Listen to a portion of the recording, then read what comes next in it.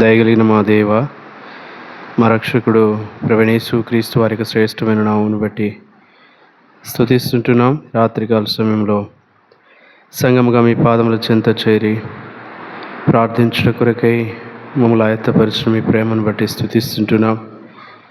ప్రభుదినాన చేసిన సహాయంకై వందనములు. Monday chain ప్రేయర్లో, Tuesday sisters మీటింగ్లో సహాయపడ్డారు. ఇక మిగిలిన కోరికలు కూడా దీవించండి. ఏదైనా పరిచర్లో సహాయపడండి. ఆరంభం మొదలుకొని ముగింపు వరకు మీ సన్నిధిని మాతో ఉంచండి. ఆత్మదేవ, మీ సంచారం మా మధ్య ఉంచు. ఎలక్ట్రిసిటీ మీ స్వాధీనంలో ఉంచుకోనండి. పిఎస్ సిస్టంలో ఇవి ఇక్కడ అంతరం లేకుండా అందించబడడానికి సహాయపడండి. పాటలు పాడే విషయంలో కూడా సహాయపడండి.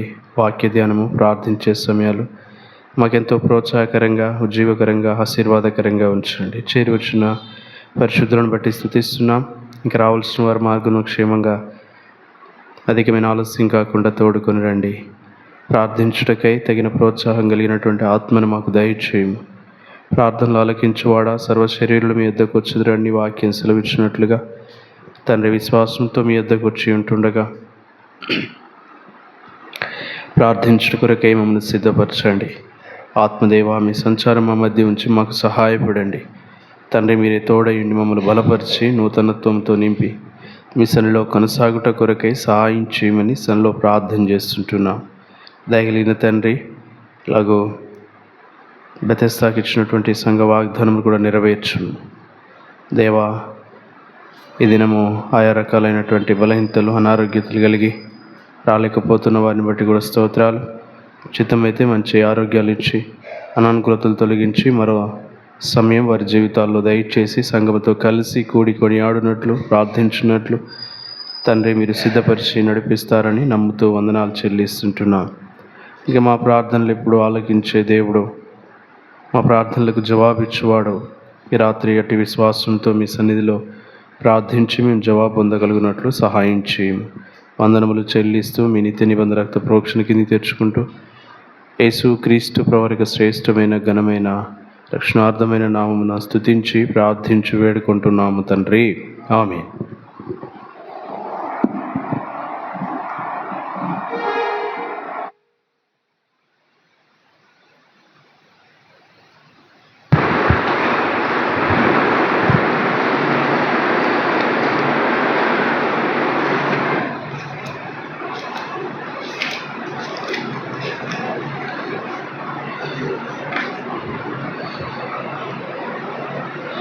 సమయంలో పాటలు పాడుకుంటాం. పాట సంఖ్య 557, కొత్త దాంట్లో, పాత దాంట్లో 546, 557, 546. నీతిమంతుల ప్రార్థన దేవుడు ఆలకించును అనే పాట పాడుకుంటాం.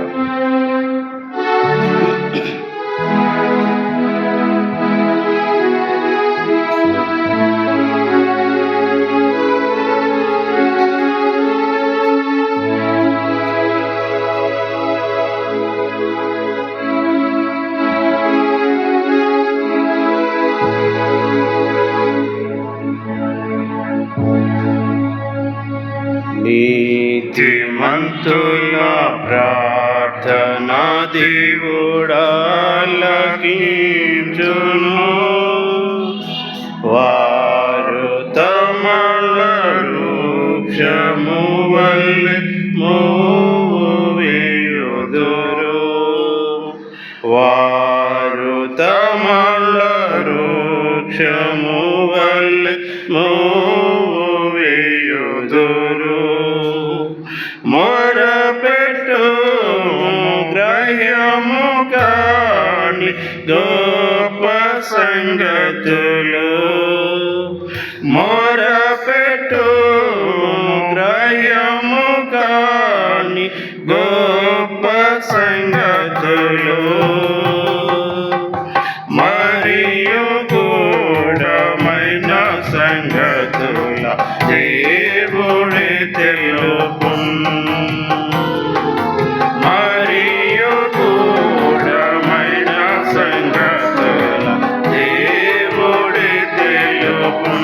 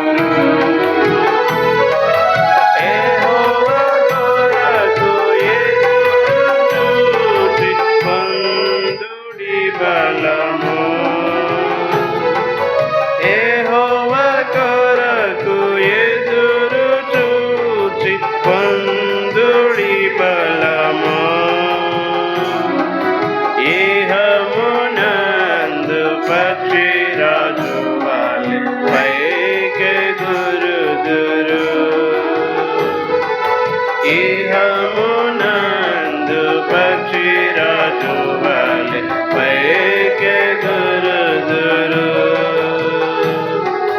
నీతిమంతుల ప్రార్థనా దేవుడాలకించును. వారు తమల వృక్షము వలె వేయుదురు. వారు తమల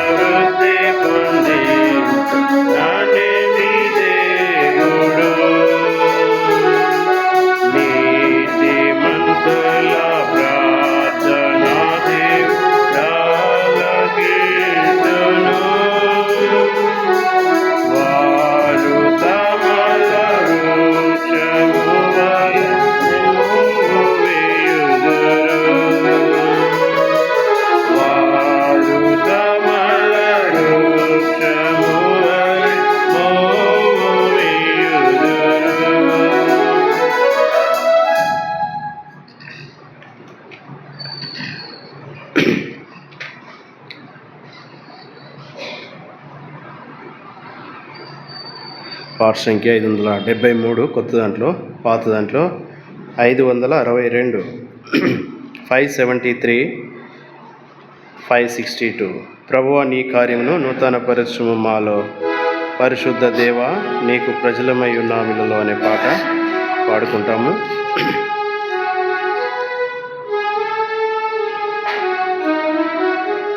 చరణం మార్చి చరణం పాడుకుంటాం. ఇది 1, 3, 5, 8 పాడుకుంటాం. 1, 3, 5, 8 పాడుకుంటాం. ప్రభువా నీ కార్యమును నూతనపరచుము మాలో, నూతనపరచుము మాలో, పరిశుద్ధ దేవా నీకు ప్రజలమయునామిలలో,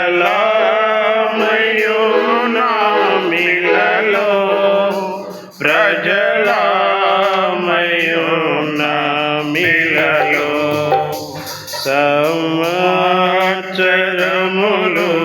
జరుగు చుండగనే సత్యదేవా, సంవత్సరములు జరుగు చుండగనే సత్యదేవా, విలువైన నీదు కార్యమును, విలువైన నీదు కార్యమును తెలియజేయుము మాకు, తెలియజేయుము మాకు. ప్రభువా నీ కార్యమును నూతనపరచుము మాలో, నూతనపరచుము మాలో, ప్రేమాత్మము రక్షించి క్షేమమునిచ్చితివయ్యా, ప్రేమాత్మము రక్షించి క్షేమమునిచ్చితివయ్యా, ప్రేమించుకున్నాము మేము,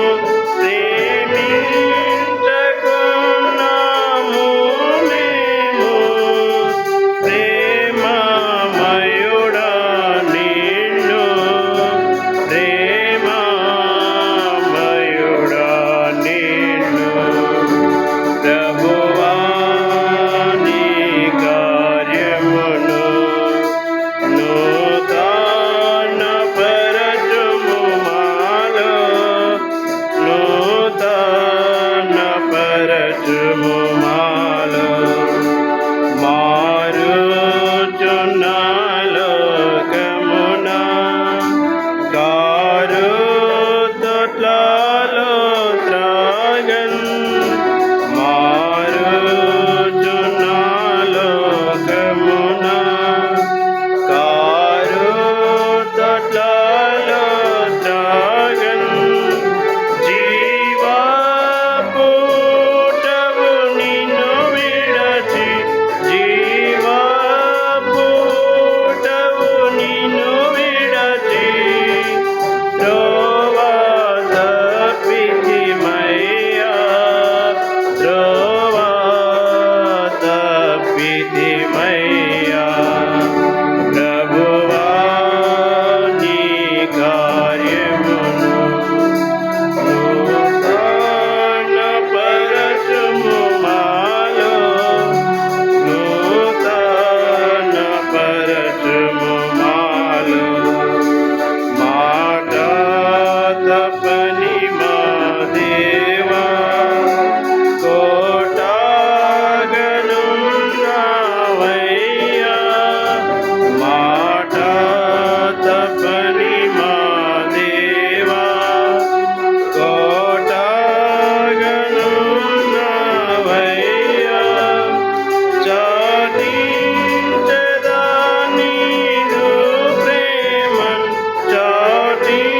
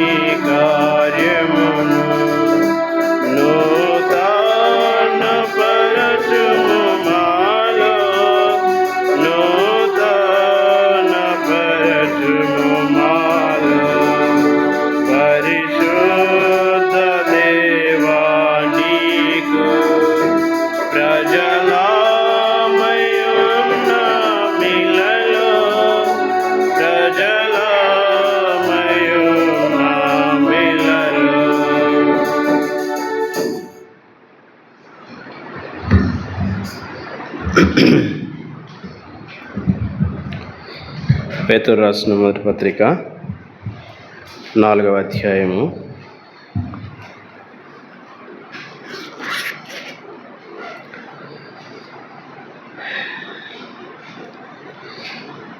7వ వచనము.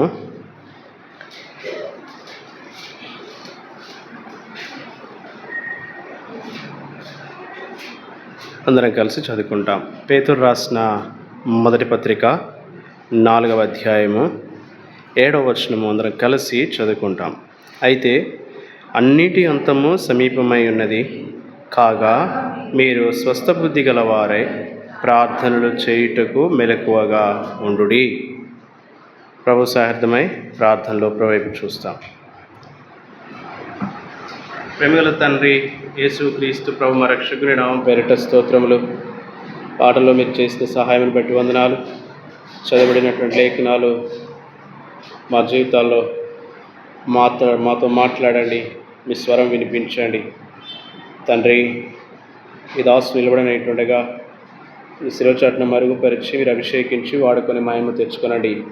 చేరివచ్చిన పరిశుద్ధులను బట్టి స్తుతిస్తున్నాం. ఇక రావాల్సిన వారిని నడిపించండి, మా సమయాలు ఆశీర్వదించమని మీ నిబంధన రక్తాన్ని ప్రోక్షించుకుంటూ వందనములు చెల్లిస్తూ యేసు క్రీస్తు ప్రభు మా రక్షకుని నామం పేరిట ప్రార్థించి స్తుతించి వేడుకుంటున్నాము తండ్రి, ఆమేన్.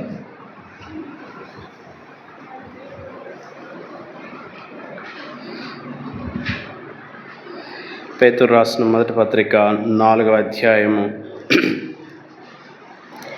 7వ వచనంలో,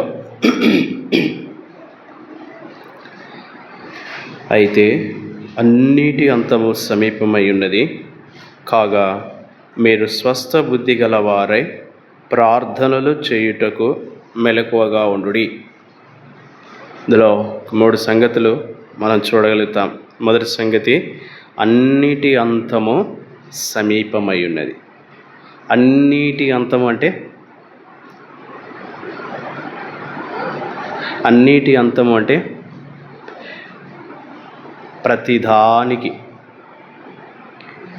ప్రతిదానికి అంతం అనేది సమీపమై ఉన్నది. ముగించడానికి ఇది సమీపముగా ఉన్నటువంటిదిగా మనం చూస్తాం. రెండవ మాట, కాగా మీరు స్వస్థ బుద్ధి గలవారై, మూడవదిగా ప్రార్థనలు చేయుటకు మెలకువగా ఉండుడి. ఈ మొదటి మాట మూడవ మాట చూడడానికంటే ముందు మధ్య భాగాన్ని మనం చూస్తాం. ఏంటి మధ్యలో మాట? మీరు స్వస్థ బుద్ధి గలవారై ప్రార్థన చేయాలి. ఎందుకు చేయాలంటే మొదటి మాట అంతము సమీపమైనది కాబట్టి. అంతము సమీపమైనది కనుక ప్రార్థించాలి. ప్రార్థించాలంటే ఎలా ప్రార్థన చేయాలి? స్వస్థ బుద్ధి గలవారై ప్రార్థన చేయాలి. స్వస్థ బుద్ధి కలిగి ఉండడం అంటే, స్వస్థ బుద్ధితో ప్రార్థించడం అంటే చురుకుగా ఉండడం. స్వస్థ బుద్ధితో ప్రార్థన చేయండి. స్వస్థ బుద్ధి అంటే అసలు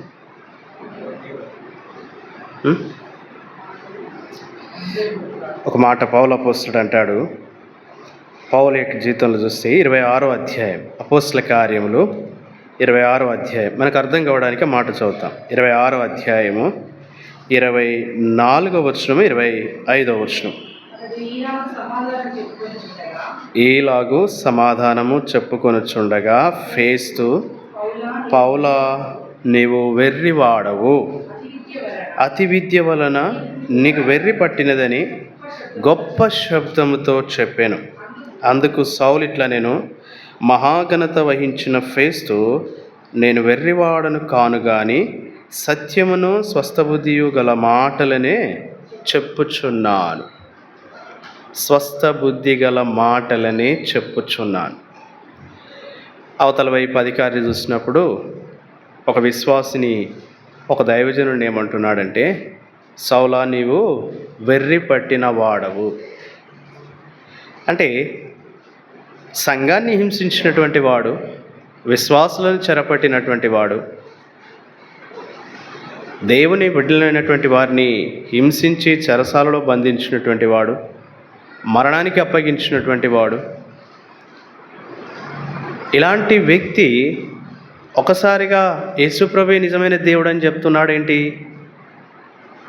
కాబట్టి వీనికి వెర్రి పట్టింది అని చెప్పి ఆ అధికారి పౌలుతో మాట్లాడుతూ ఉన్నాడు. పౌలు ఏమంటున్నాడంటే, నాకేం వెర్రి పట్టలేదు, నేనేం పిచ్చివాడిని కాదు, నా అంతరంగంలో జరిగినటువంటి కార్యాన్ని బట్టి చూసినప్పుడు నా మనస్సు మార్చబడింది. ఒకప్పుడు సంఘాన్ని హింసించినటువంటి వాడిని, ఒకప్పుడు దేవుని సేవకులు చంపించినటువంటి వాడిని, చెరసాల్లో బంధించినటువంటి వాడిని, అధికార పత్రికలు తీసుకొని బయలుదేరినటువంటి వాడిని. కానీ నా జీవితము మార్చబడింది. ఇప్పుడు నేను వెర్రివాడిని కాదు, సంఘాన్ని హింసించే వెర్రివాడిని కాదు,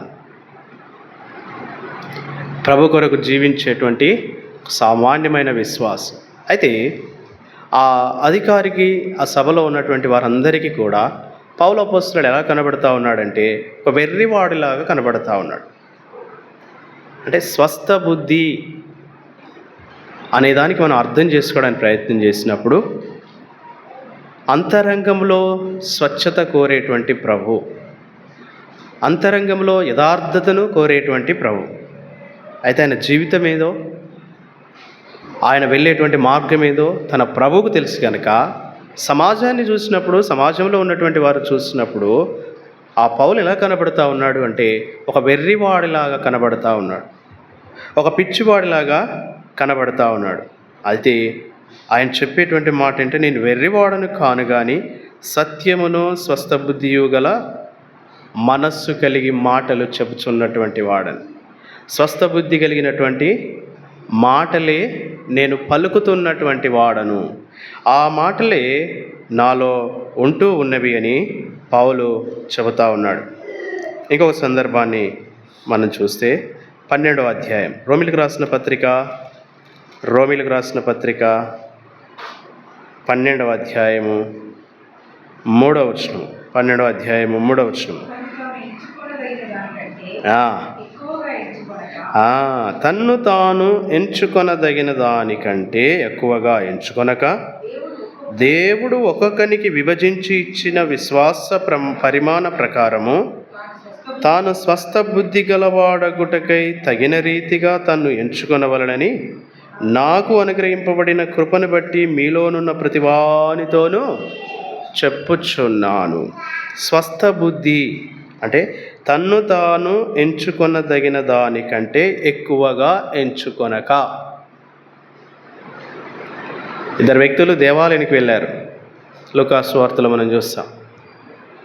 ఒక వ్యక్తి తన స్వనీతిని స్థాపింపబోనుకున్నాడు.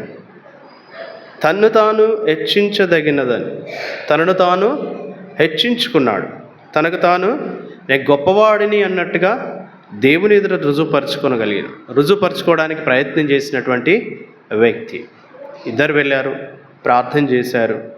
అయితే సంతోషంతో, సమాధానంతో, నీతిగలవాడై తీర్పు పొంది వెళ్ళినటువంటి వ్యక్తి వాడి జీవితంలో ఎంతో నెమ్మదిని మనం చూస్తాం.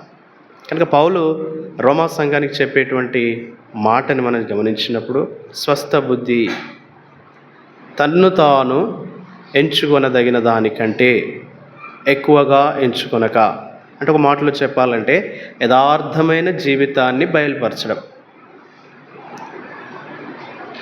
నిజమైన జీవితాన్ని బహిర్గతం చేయడం, యథార్థతతో కూడినటువంటి జీవితము జీవించడం. కాబట్టి పౌలు ఆ పేతురు అపోస్తలుడు చెప్పేటువంటి ఈ సందర్భాన్ని మనం చూసినప్పుడు, మీరు స్వస్థ బుద్ధి గలవారై ప్రార్థన చేయడానికి మెలకువగా ఉండండి. ఎందుకు అంటే అన్నిటి అంతము సమీపమై ఉన్నది. అన్నిటి అంతం ఏమైందట?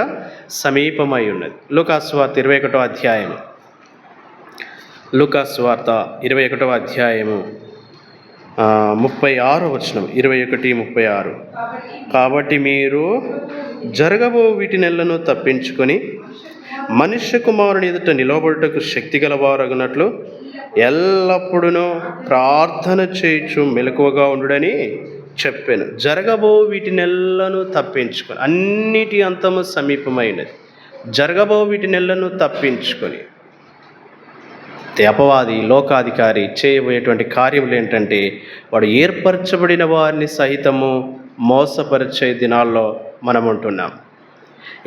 ఆనాడు రాసినటువంటి పేతురు అపోస్తలుడు రాసినటువంటి ఆ యొక్క ఉత్తరము ఈనాడు మనకు అది చక్కగా సరిపోలుతూ ఉన్నది. చక్కగా అది సరిపోయినదిగా మనకు ఉంటా ఉన్నది. కాబట్టి జరగబో వీటినెల్లను తప్పించుకొని, అన్నిటి అంతము సమీపమైనది కాబట్టి జరుగుతున్నటువంటి జరగబో వాటిని తప్పించుకోవడానికి స్వస్థ బుద్ధితో మనం ప్రార్థన చేయవారమై ఉండాలి. 22వ అధ్యాయంలో మనం చూస్తాము. లూకా సువార్త 22వ అధ్యాయము 40వ వచనము. 22:40.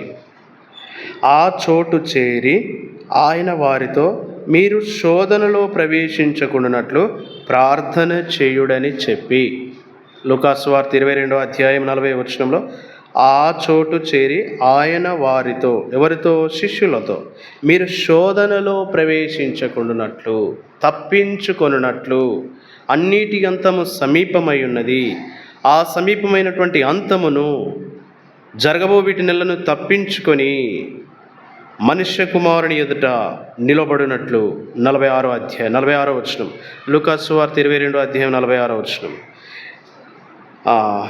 45 నుంచి కూడా ఉంది. ఆయన ప్రార్థన చాలించి లేచి తన శిష్యుల యొద్దకు వచ్చి, వారు దుఃఖము చేత నిద్రించుట చూచి, మీరెందుకు నిద్రించుచున్నారు? శోధనలో ప్రవేశించకుండానట్లు లేచి ప్రార్థన చేయుడని వారితో, శోధనలో ప్రవేశించకుండానట్లు లేచి ప్రార్థన చేయుడని వారితో చెప్పాను. వారు దుఃఖము చేత నిద్రించుట చూచి. ఎందుకు వస్తుంది దుఃఖము? బహుశా నిద్రభారం కావచ్చు, ప్రభు ఎదుర్కొనేటువంటి సమస్యలు వారికి అర్థం కాకపోయి ఉండవచ్చు, ప్రభుతో మెలకువగలిగి ప్రార్థించాలనేటువంటి ఆ భారము వారికి లేకపోయి ఉండవచ్చు. కనుక ప్రభు మరలా వచ్చి జ్ఞాపకం చేస్తూ ఉన్నాడు, శోధనలో ప్రవేశించకుండా ప్రార్థన చేయండి అని చెప్పి. ఆ మాటకు వారి జీవితాల్లో వారు దుఃఖము చేత నిద్రిస్తూ ఉన్నారు. అర్థం కానటువంటి పరిస్థితిని బట్టి వారు ప్రార్థన చేస్తూ నిద్రిస్తూ ఉన్నారు. అయితే ప్రభు అన్నాడు, మరలా మీరు శోధనలో ప్రవేశించకుండానట్లు లేచి ప్రార్థన చేయడని వారితో చెప్పాను. రోమీలకు రాసిన పత్రిక 13వ అధ్యాయము 12వ వచనము. రోమీలకు రాసిన పత్రిక 13వ అధ్యాయము 12వ వచనము. దానికంటే మీది వచనం 11 చదవండి. 13వ అధ్యాయం 11వ వచనం. కాలము నెరిగి నిద్ర మేలుకొను వేళ అయినదని తెలుసుకొని అలాగు చేయుడు. కాలము నెరిగి. 12వ అధ్యాయం 12వ వచనం. రోమీలకు రాసిన పత్రిక 12వ అధ్యాయం 12వ వచనం. నిరీక్షణ గలవారై సంతోషించుచు, శ్రమయందు ఓర్పు గలవారై,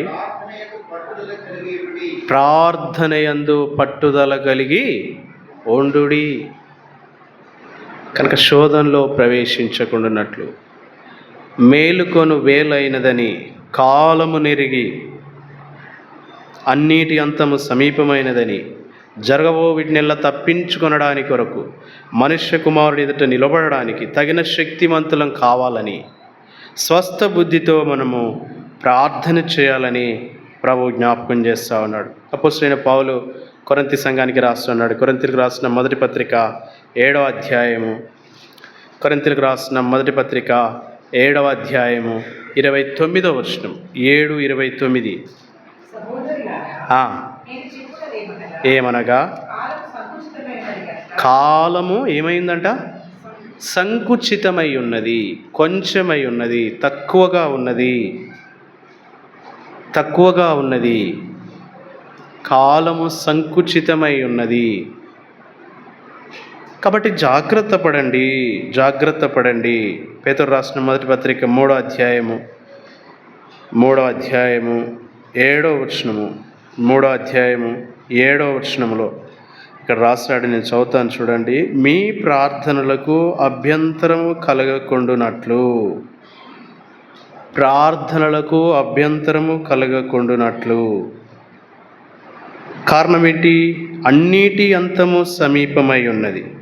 అక్కడ 7వ అధ్యాయంలో మనం చూస్తే కనుక పౌలు అపోస్తలుడు చెప్పేటువంటి మాటల్లో భార్య ఉన్నవాడు భార్య లేనట్టు, భార్య లేనివాడు భార్యలు ఉన్నట్టు ఊహించుకొని కలిగి జీవించండి.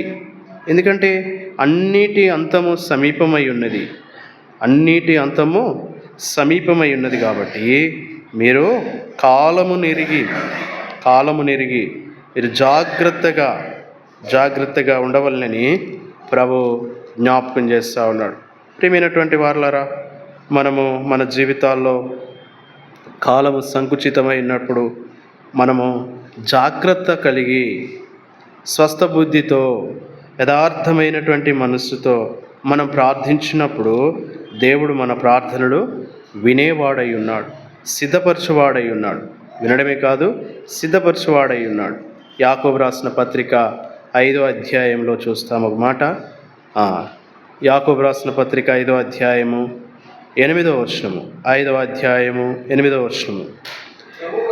ప్రభువు రాక సమీపించుచున్నది గనుక మీరును ఓపిక కలిగి ఉండుడి, మీ హృదయములను స్థిరపరచుకొనుడి. ఓపిక కలిగి ఉండుడి, మీ హృదయములను స్థిరపరచుకొనుడి. రాకడ సమీపించుచున్నది గనక కాలము నెరిగిన వారమై అన్నిటి అంతము సమీపమై ఉన్నదని, ప్రభు రాకడ సమీపమని గుర్తెరిగిన వారమై జాగ్రత్త కలిగి స్వస్థ బుద్ధితో ప్రార్థించాలని ప్రభు జ్ఞాపకం చేస్తూ ఉన్నాడు. ప్రియమైనటువంటి సోదరి సోదరుడా, మన జీవితాల్లో ప్రార్థించడానికి చేరువటువంటి సమయాలలో మనము ఇటు మనస్సు కలిగి ఇటు విశ్వాసంతో మనం ప్రార్థించినప్పుడు జరగబో వీటినెల్లా తప్పించుకొని మనము దేవుని రాకడ కొరకై సిద్ధపడడానికి అవకాశం ఉంటుంది. దేవుని రాకడను ఎదుర్కోవడానికి మనము సంసిద్ధులుగా సిద్ధపరచబడతాం. ఆత్మదేవుడు సిద్ధపరుస్తాడు. ఆత్మదేవుడు మనల్ని ప్రోత్సహిస్తాడు. ఆత్మదేవుడు మనల్ని ఉజ్జీవింపజేస్తాడు. కనుక పేతురు అపోస్తలుడు చెప్పినటువంటి మాటను మరల మనం జ్ఞాపకం చేసుకుంటూ ప్రభు రాకడ సమీపమని, అన్నిటి అంతం సమీపమైనదని, కాలము నెరిగి మేలుకొని వేలైనదని గుర్తెరిగిన వారమే ప్రభు యొక్క రాకడ కొరకు మనం సంసిద్ధులుగా విశ్వాసముతో నిరీక్షణ కలిగి సంతోషించుచు మనము ఓపిక కలిగి కనిపెట్టుకోవాలని ప్రభు వాక్యం సెలవిస్తూ ఉంది. కనుక రాత్రి మనం ప్రార్థనలో ప్రవేశించడానికంటే ముందు విశ్వాసం కలిగి దేవుడు చెప్పినటువంటి మాటలు జ్ఞాపకం చేసుకుంటూ దేవుని సన్నిధిలో ప్రార్థించినప్పుడు ప్రభు మనకు తప్పక సహాయం చేస్తాడు. మాట చదువుకొని మనం ప్రార్థనలో ప్రవేశిస్తాం. పేతురు రాసిన మొదటి పత్రిక 4వ అధ్యాయము 7వ వచనం. పేతురు రాసిన మొదటి పత్రిక 4వ అధ్యాయము 7వ వచనం. అయితే అన్నిటి అంతము సమీపమై ఉన్నది కాగా మీరు స్వస్థ బుద్ధి గలవారై ప్రార్థనలు చేయుటకు మెలకువగా ఉండుడి. ప్రభు ప్రార్థనలో కొనసాగినట్లుగా ప్రోత్సాహంతో విశ్వాసంతో నింపి మనకు సహాయపడి నడిపించునుగాక. దయచేసి ప్రార్థనలు జ్ఞాపకం చేసుకునండి. మిగిలినటువంటి వార కూడికల కొరకై ప్రార్థించండి. బైబిల్ పఠనము శుక్రవారము సోదరుల యొక్క ఉపవాస కూడిక, గ్రేస్ వంటి వాళ్ళ ఇంట్లో తిరిగి శనివారం రాత్రికాలము, శుక్రవారం రాత్రికాల ప్రార్థన, ప్రవదిన పరిచర్య, వీటన్నిటి కొరకు ప్రార్థన చేయండి. చదువుకునే బిడ్డల కొరకు, ఎగ్జామ్స్ రాస్తున్న వారి కొరకు, ఎగ్జామ్స్ కొరకు సిద్ధపడుతున్న వారి కొరకు ప్రార్థన చేయండి. పెద్దలైనటువంటి వారి కొరకు, వారి బాధ్యతల కొరకు, పరిచారకుల కొరకు ప్రార్థించండి. వృద్ధాప్యంలో ఉన్న వారి విషయమై ప్రార్థన చేయండి. అనారోగ్యంతో బాధపడే వారి కొరకు ప్రార్థించండి. అలాగే యవనస్తులు వారి భవిష్యత్తు కొరకు, ఉద్యోగ ప్రయత్నాలు, వివాహ విషయాలు కనిపెట్టుకుంటున్న వారికి ప్రభు తగు రీతిగా సహాయపడినట్లుగా ప్రార్థించండి. అలాగే దేశ విదేశాల్లో ఉన్నటువంటి ప్రియులు, కుటుంబాలు వారి కొరకు ప్రార్థన చేయండి. తర్వాత హెబ్రోన్ కొరకు ప్రార్థించండి. హెబ్రోన్ ద్వారా జరిగే పరిచర్ల కొరకు ప్రార్థన చేయండి. తర్వాత దేవుని ప్రజలు హింసింపబడుతున్నటువంటి వారి కొరకు, సంఘాల కొరకు, హింసించే వారి కొరకు, ప్రార్థించండి. రాష్ట్ర ముఖ్యమంత్రుల కొరకు, దేశ ప్రధాని కొరకు, వారి యొక్క పరిపాలనలో ప్రభు సహాయపడలాగున, తిరిగి వారి యొక్క రక్షణ కొరకు ప్రార్థించండి. క్లుప్తంగా ఒక అంశాల కొరకు ప్రార్థన చేస్తాము. దీర్ఘంగా ప్రార్థించవద్దు. అందరికీ సమయం ఇవ్వడానికి మనము ప్రయత్నం చేస్తాం. ప్రార్థనలో ప్రవేశిస్తాం.